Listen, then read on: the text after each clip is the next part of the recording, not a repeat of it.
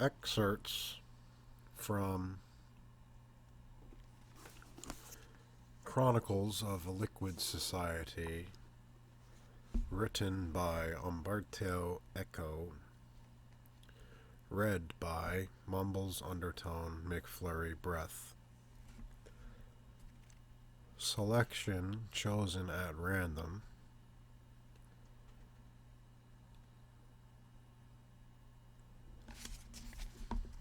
God at least knows how much I've suffered, the sick grandmother abandoned by her grandchildren would say. God only knows I'm innocent, the person unjustly convicted would say in consolation.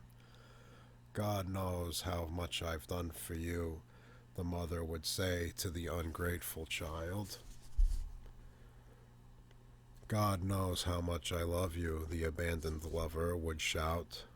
God only knows what I've had to deal with, complained the wretched whose misfortune everyone ignored. God was always invoked as the all-seeing eye, whose gaze brought meaning to the grayest and most senseless life. Once this all-seeing witness has gone, has been taken away, what remains?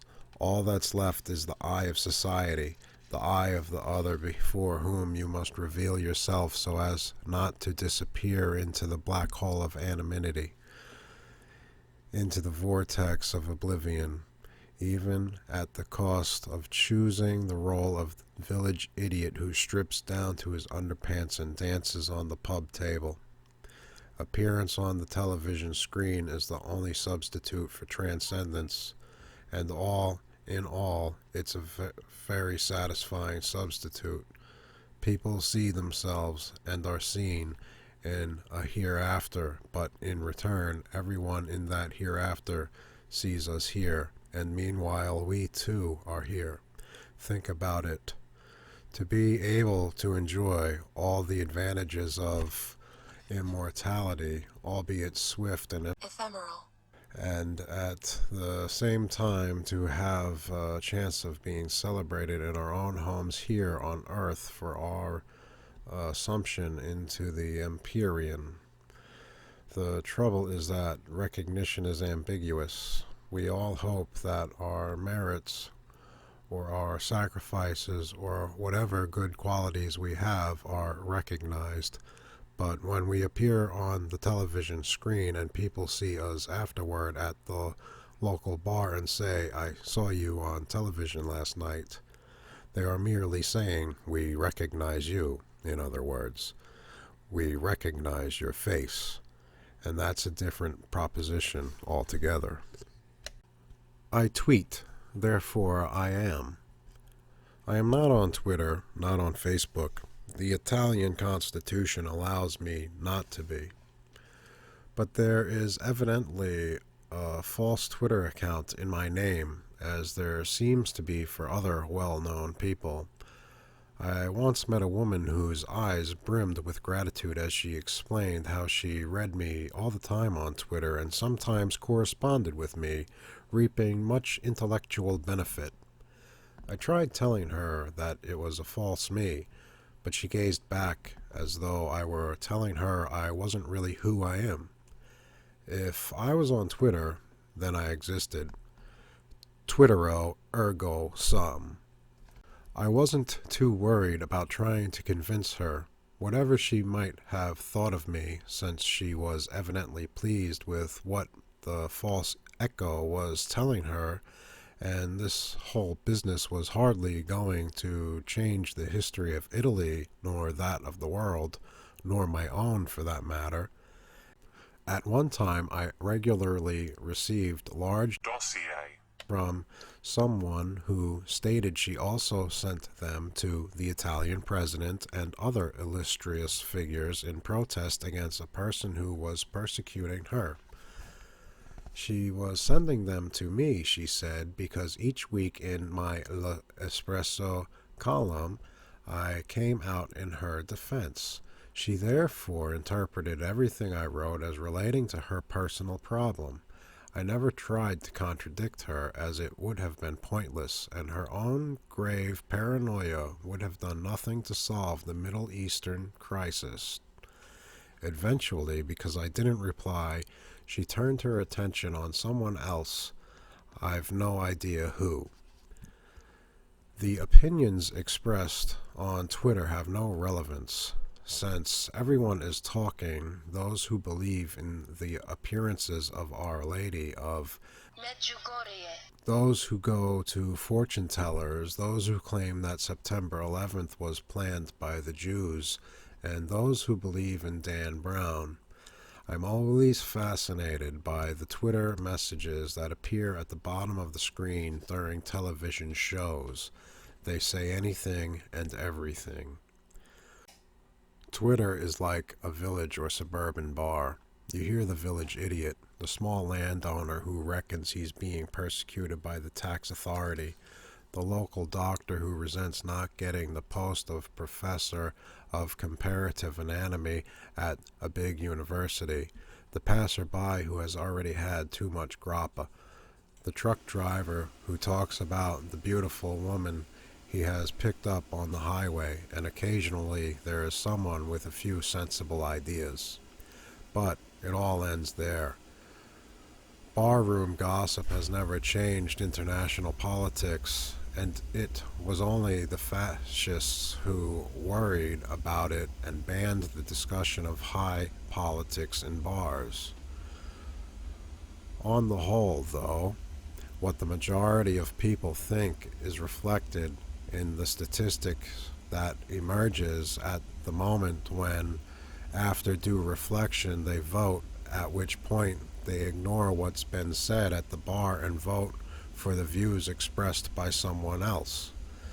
And so, the ether of the internet is crossed by irrelevant opinions, not least because, even though great ideas can be expressed in fewer than 140 characters, such as love thy neighbor as thyself, rather more are needed to describe Adam Smith's The Wealth of a Nation, and still more to explain the meaning of E equals MC square.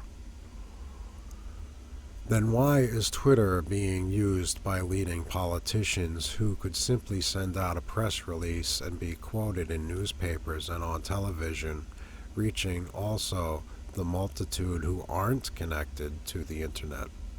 And why does the Pope get a few seminarians employed by the Vatican as temps to write short summaries of what he has already said Urbi et Orbi, or Urbi et Orbi, in front of millions of television viewers?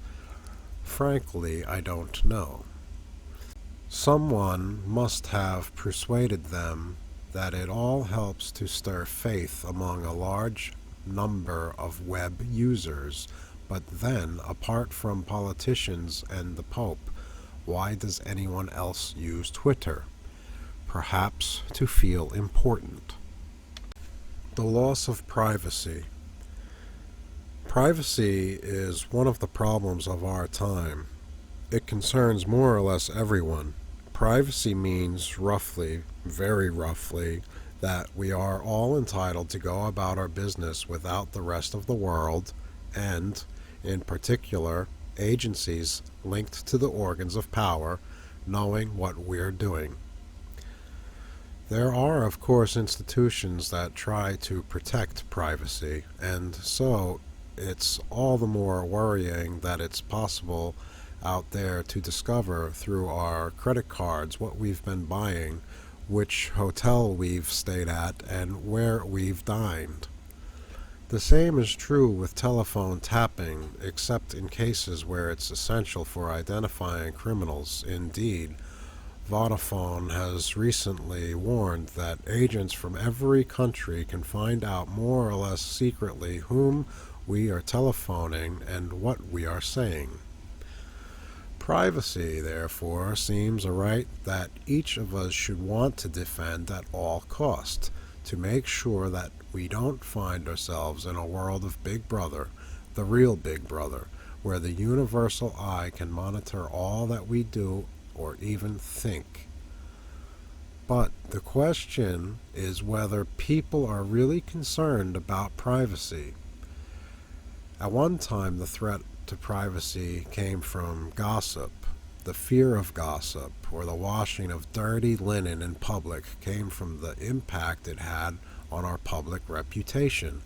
But perhaps in the so-called liquid society, where people suffer from lack of identity and values and have no points of reference, the only means for obtaining social recognition is through being seen at all cost.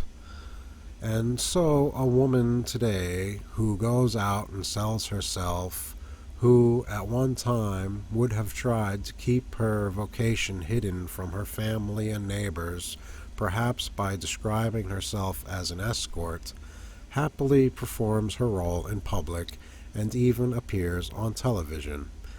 The couples who once jealously guarded their differences now take part in trash broadcasts telling everyone about their adultery and unfaithfulness to public applause. On the train, our neighbor yells into his cell phone about what he thinks of his sister-in-law and what his tax consultant ought to be doing.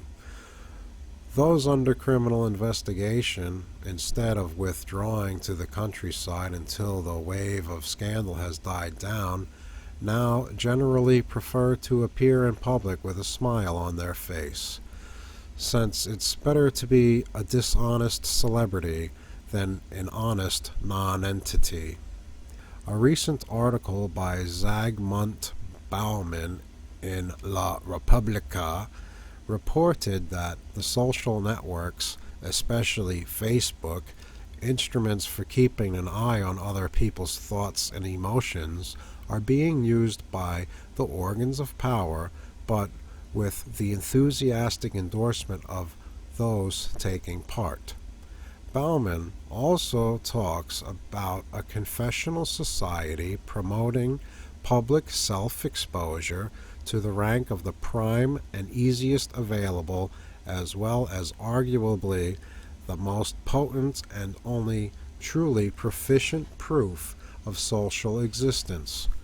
In other words, for the first time in history of mankind, those who are being spied upon are helping the spies to make their work easier and gain satisfaction from being observed as they live, even if at times they are behaving like criminals or idiots.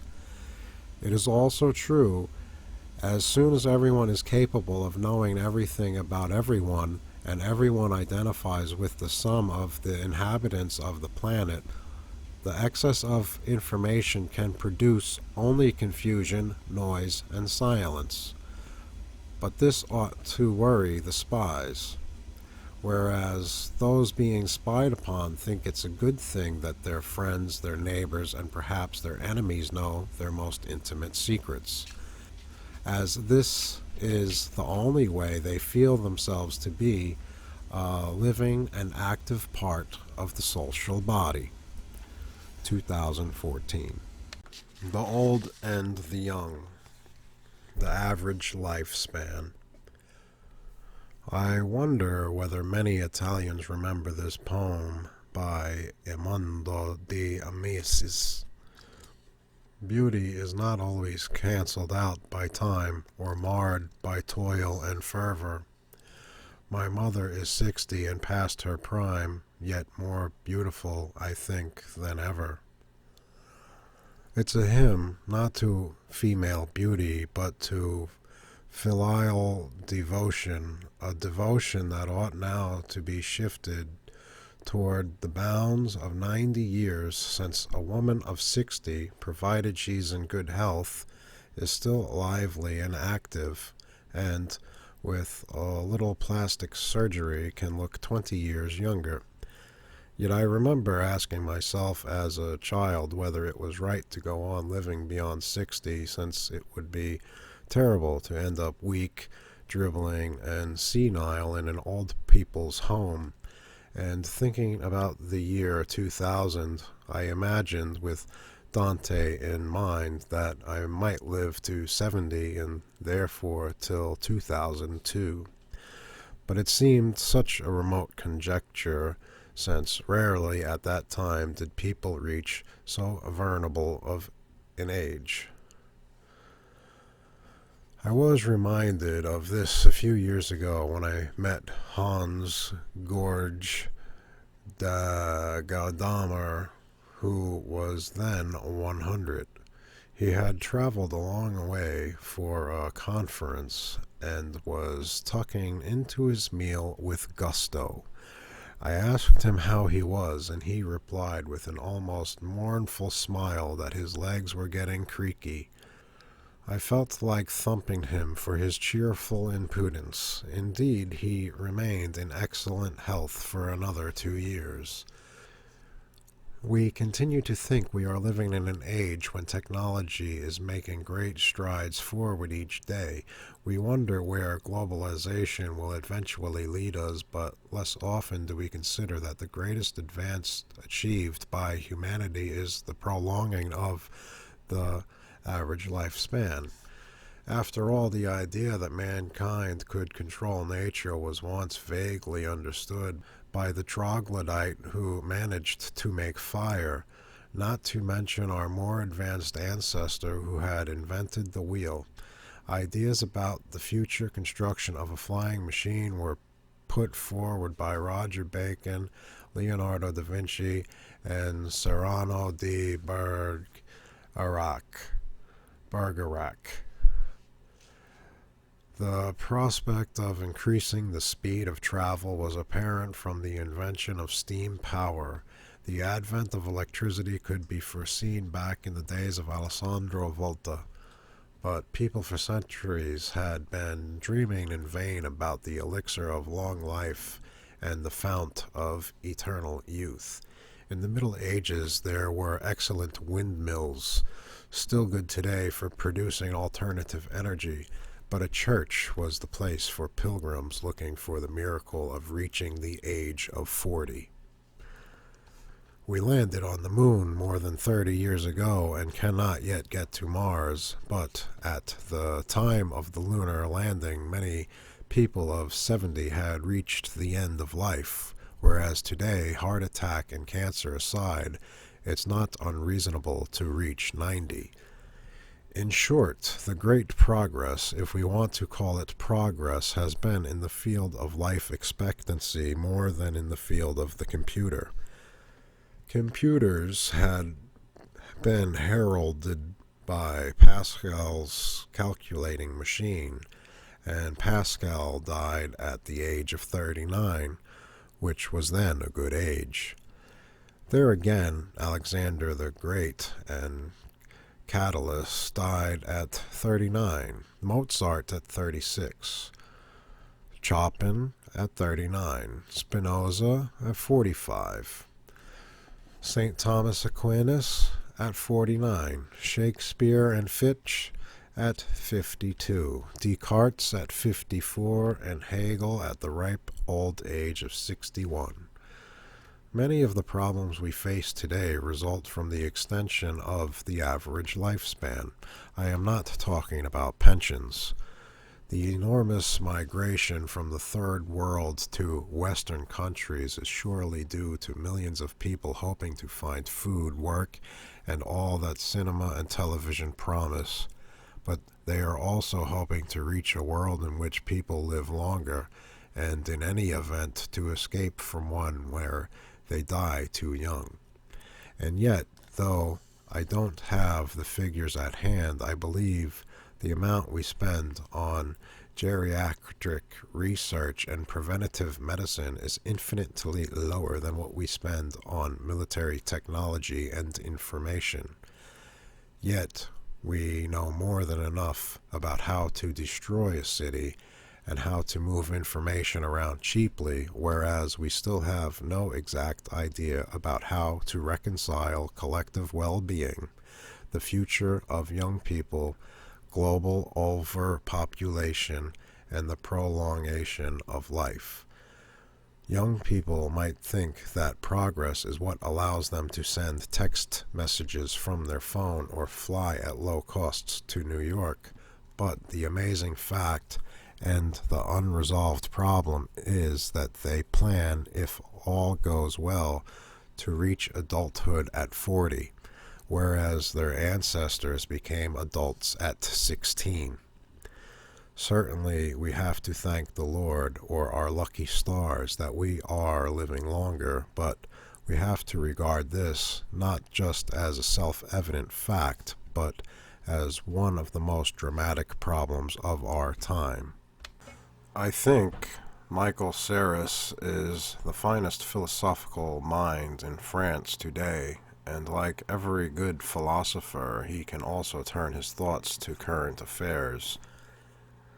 I'm making shameless use here, apart from a few comments of my own, of a wonderful article of his published recently in Le Monde, where he recalls things that relate to the children of my younger readers and for us older people to our grandchildren. For a start, these children or grandchildren have never seen a pig, a cow, or a hen, though I remember an American survey 30 years ago showed that most children in New York thought that milk, which they saw packaged in supermarkets, was a manufactured product like Coca-Cola. These new human beings are no longer used to living in nature. They know only the city, and when they go on vacation, they stay in non-places where a holiday resort looks very much like the Singapore airport and shows them a stylized and manicured nature that is completely artificial. This is one of the greatest anthropological revolutions since the Neolithic Age. These children live in a superpopulated world. Their life expectancy is now close to 80, and due to the longevity of their parents and grandparents, if they inherit anything, they'll no longer be 30, but verging on old age. European children haven't known war for over 60 years with the benefit of medical advances. They haven't suffered like previous generations. Their parents are older than ours, and most of them are divorced. They go to schools where they sit side by side with children of a different color, religion, or custom, and asks Serres how much longer can they continue to sing La Marseillaise, which refers to the impure blood of foreigners. What literary works can they still enjoy, as they haven't known rural life, grape harvests, invasions, monuments to the dead, banners riddled with enemy gunshots, the urgent need for morale? They have been educated by media fashioned by adults in which the length of a visual image has been reduced to 7 seconds and the time to answer questions reduced to 15 seconds, and where nevertheless things are seen that are no longer seen in everyday life. Blood-soaked corpses, destruction, devastation by the age of 12. Adults have already forced them to see 20,000 killings. They learn from advertising peppered with abbreviations of foreign words that cause the native language to lose its meaning. The school is no longer a place of learning, and these children, now computer literate, live much of their lives in a virtual world. Writing with just the index finger rather than with the whole hand no longer stimulates the same neurons or the same cortical areas, and they are forever multitasking. We adults live in a discernible and measurable space, and they live in an unreal space where proximity and distance no longer make any difference. I won't discuss Serres's reflection on the possibility of managing the new requirements of education. His scenario, in any event, gives us the picture of a period that is comparable in terms of its upheavals to the invention of writing and, many centuries later, of printing. Except that today's new technologies are changing at great speed, and at the same time, the body is metamorphosizing. Birth and death are changing, and so too are suffering and treatment. Jobs, space, habitat, being in the world. Why weren't we prepared for this transformation? Sears concludes that perhaps it's the fault of philosophers whose job it is to predict changes in knowledge and practice. But they haven't done enough because, having been involved in everyday politics, they haven't felt the arrival of contemporaneity. I don't know that Sears is entirely right, but there's truth in what he says.